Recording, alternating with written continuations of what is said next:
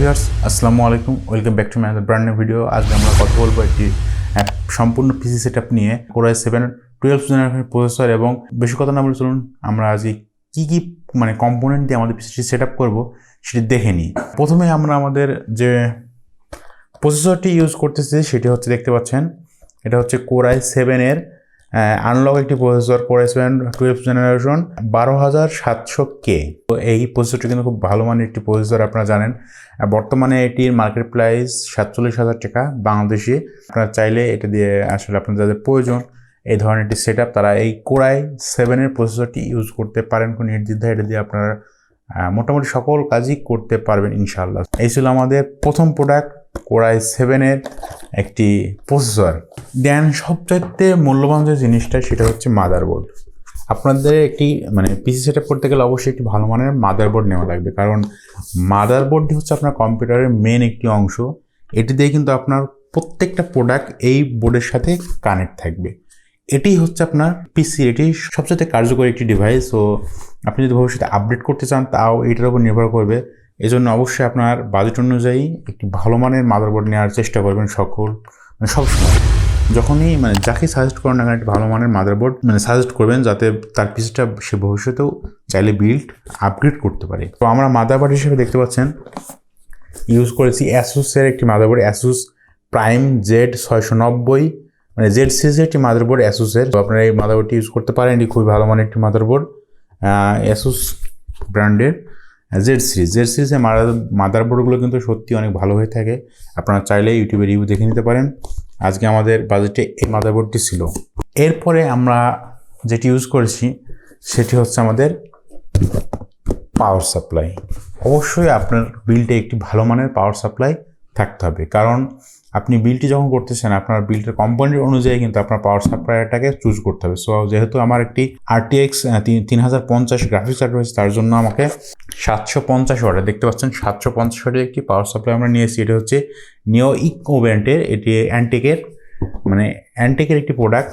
এই প্রোডাক্টটি আসলে অনেক ভালো, আপনারা চাইলে এটি ইউজ করতে পারেন। এর ভিতরে পাওয়ার সাপ্লাই এবং অনেকগুলো কেবল, যেগুলো আপনার কাজ করে অনেক কেবল থেকে যাবে, সেগুলো সুন্দর করে রেখে দিবেন, ভবিষ্যতে কাজে লাগবে। সো এই ছিল আমাদের সেটআপের সাথে পাওয়ার সাপ্লাইটি, অ্যান্টেকের 750 ওয়াটের একটি পাওয়ার সাপ্লাই। এই হচ্ছে আমাদের সেই কাঙ্ক্ষিত G4 RTX 3050-এর একটি গ্রাফিক্স কার্ড। বর্তমান বাজারে কিন্তু এগুলো খুবই রিয়াল, পাওয়াটা খুবই টাফ। সো আমি চেয়েছিলাম MSI অথবা গিগাবাইটের গ্রাফিক্স কার্ড নেওয়ার জন্য, কিন্তু আসলে মার্কেটের চাহিদা অনুযায়ী পারি নাই, এটাই নেওয়া লাগছে। এটাও বর্তমানে আশা করতেছি ভালো পারফরমেন্স পাবো, কারণ এগুলো ভালো চলতেছে। এটা হচ্ছে, দেখতে পাচ্ছেন, G4 RTX 3050, একটি 8GB গ্রাফিক্স কার্ড। এটার বর্তমান মার্কেট প্রাইস 37,000-এর আশেপাশে পেয়ে যাবেন। গ্রাফিক্স কার্ডের আসলে যে মার্কেট প্রাইস প্রতিদিনই আপ ডাউন করে, প্রায় ক্ষেত্রে দেখবেন দাম কমতেও পারে বাড়তেও পারে। এটি আপনারা ওয়েবসাইটে চেক করে নেবেন। এই ছিল আজকে আমাদের একটি কালারফুল ব্র্যান্ডের গ্রাফিক্স কার্ড। এই গ্রাফিক্স কার্ড নিয়ে আমি আলাদা একটি ভিডিও করেছি, সেটি চাইলে আপনারা চ্যানেল থেকে আই বাটনে ক্লিক করে দেখে নিতে পারেন। আমাদের আজকের বিল্ডের সাথে রয়েছে একটি স্যামসাংয়ের 970 EVO Plus M.2। M.2টা এটা কিন্তু খুবই ভালো মানের একটি, আপনারা ইউজ করতে পারেন স্যামসাং ব্র্যান্ডের। আসলে এটার 500 জিবির। দেন এটা কিন্তু খুবই ভালো, আপনারা চাইলে M.2গুলো ইউজ করতে পারেন। বর্তমানে SSDর চাইতে M.2গুলো আরও বেশি ফাস্ট হয়ে থাকে। আমি শুধুমাত্র 500 জিবি নিয়েছি, এটা আমার সম্পূর্ণ লোকাল ডিস্কের জন্য। দেন এখানে আমার সফটওয়্যারগুলো ইনস্টল হয়ে থাকবে। এছাড়াও কিন্তু আমি আর 2 জিবি একটি SSD ইউজ করেছি, সেটি কিন্তু আমার পিসিতে সেট করা রয়েছে। সেটির কোনো প্যাকেট আমার কাছে নেই, দেখাতে পারতেছি না। আপনারা কিন্তু অবশ্যই স্যামসাং ব্র্যান্ডের এই M.2গুলো নিতে পারেন। স্যামসাং ব্র্যান্ডের এটি কিন্তু খুবই জনপ্রিয় একটি M.2, এটা খুবই সেল হয়। আপনারা এটা অবশ্যই ট্রাই করবেন। দেন আমাদের এত বড় এত হাই লেভেলের প্রসেসরকে ঠান্ডা করার জন্য অবশ্যই একটি ভালো মানের কুলার কিন্তু আমাদের প্রয়োজন।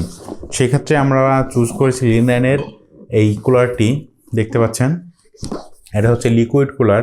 এই যে দেখতে পাচ্ছেন IO 240 RGB। আপনারা কিন্তু এই কুলারটাও ট্রাই করতে পারেন। এটি কিন্তু খুব ভালো মানের একটি কুলার, আপনাকে RGB দিবে এবং আপনার প্রসেসরকে ঠান্ডা রাখতে সক্ষম।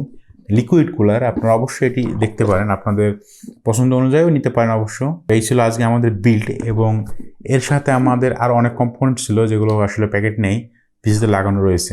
দেন আমরা যেটি কিনেছি সেটা আমরা একটি রেজার ভাইপার মিনি এই মাউসটি নিয়েছি। এটি কিন্তু খুবই পপুলার একটি মাউস এবং আমি এটি ইউজ করে খুবই মজা পাচ্ছি।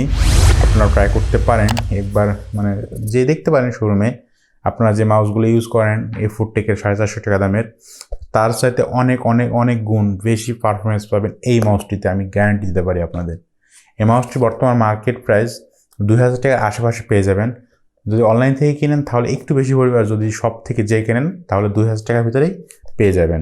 এই ছিল আজকের আমাদের ফুল সেট আপ। এখন যদি আমরা আমাদের যে সেট আপটি কমপ্লিট হয়ে গেছে সেটা আপনাদের একটু দেখাই, তাহলে বুঝতে পারবেন আমাদের সেট আপে কী কী ছিল। ওয়েট, এই যে আজকে আমাদের যে সেট আপটি আমরা কমপ্লিট করেছি তার সাথে কিন্তু একটি রয়েছে এইচপির M24F এই সিরিজ, মানে এইচপির এই মডেলের একটি 24 ইঞ্চি ডিসপ্লে। এটা কিন্তু খুবই জনপ্রিয় একটি ডিসপ্লে, আপনারা দেখতে পাচ্ছেন ছবিতে। এই হচ্ছে আমাদের সেট আপটি, এখানে সুন্দর করে দেখতে পাচ্ছেন আমরা সেট আপটি করেছি। এটা হচ্ছে আমাদের এইচপির মনিটরটি। আমি যদি আপনাদের একটু ভালো করে দেখাই, এই হচ্ছে আমাদের এইচপি ব্র্যান্ডের মনিটরটি। আপনি এখানে খুব সুন্দরভাবে দেখতে পাচ্ছেন সেট আপ করা রয়েছে 24 ইঞ্চি ডিসপ্লে।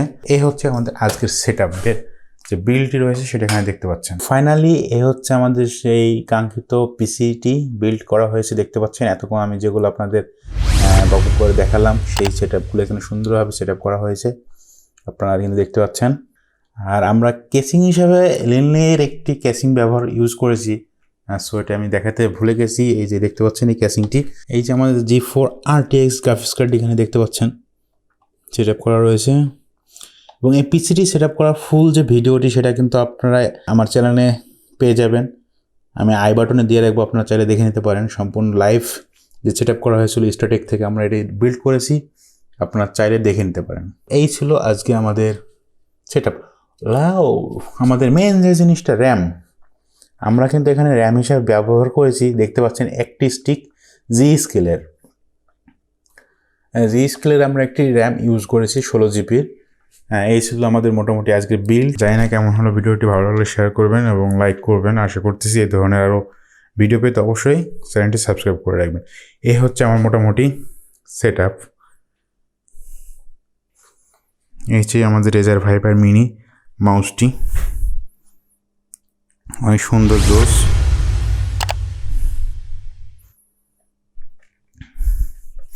দেন এই ছিল আমাদের মিনি সেট আপ। সো আর বেশি কথা বলবো না, সবাই ভালো থাকবেন, আল্লাহ হাফেজ।